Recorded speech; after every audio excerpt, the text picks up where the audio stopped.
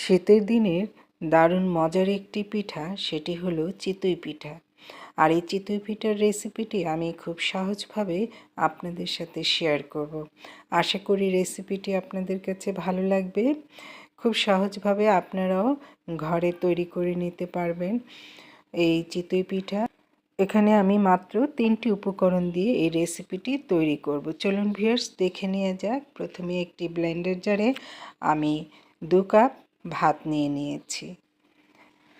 আর এই কাপের সাইজে আমি চাউলের গুঁড়ি নিয়ে নিব 2 কাপ। চালের গুঁড়ি নিয়ে নিলাম। আর নিয়ে নিব এখন ময়দা 2 কাপ দিয়ে দিলাম। চালের গুঁড়িটা শুকনো চালের গুঁড়ি, যেটি বাজারে পাওয়া যায় সেই শুকনো চালের গুঁড়ি দিয়ে দিলাম। ব্লেন্ডার জারে দিয়ে সামান্য হালকা কুসুম গরম পানি দিয়ে নিলাম। দিয়ে এবার এটিকে ব্লেন্ড করে নেব। পানির পরিমাণটা প্রথমে একটু কমিয়ে দিবেন ভিউয়ার্স। আমি একটি বলে ঢেলে দেখাচ্ছি। আর অবশ্যই এতে কুসুম গরম পানি দিবেন, তা না হলে পিঠাটি ভালো হবে না। এবার আমি বলে ঢেলে নিলাম। দেখুন ভিউয়ার্স, কত বাবলস তৈরি হয়েছে।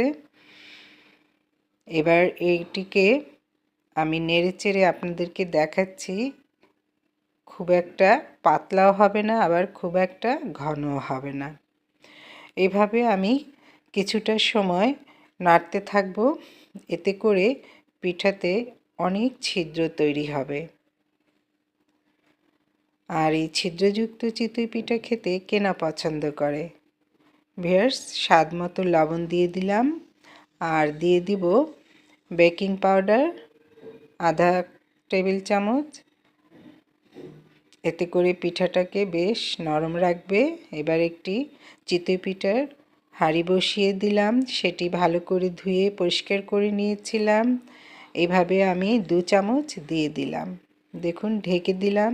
খুব সুন্দর ফুলকো ছিদ্রযুক্ত চিতই পিঠা হয়ে গেল।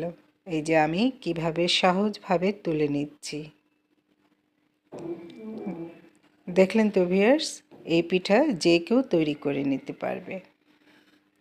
আরেকটি পিঠা তৈরি করে দেখাচ্ছি। একটি কাপড়, ভিজা কাপড় দিয়ে এইটি হাঁড়িটি, চিতই পিঠার হাঁড়িটা মুছে নিলাম। এরপর আবার 2 কাপ দিয়ে দিলাম, আবারও ঢেকে দিলাম। ব্যাস, এইভাবে আমি সবগুলো পিঠা তৈরি করে নিলাম।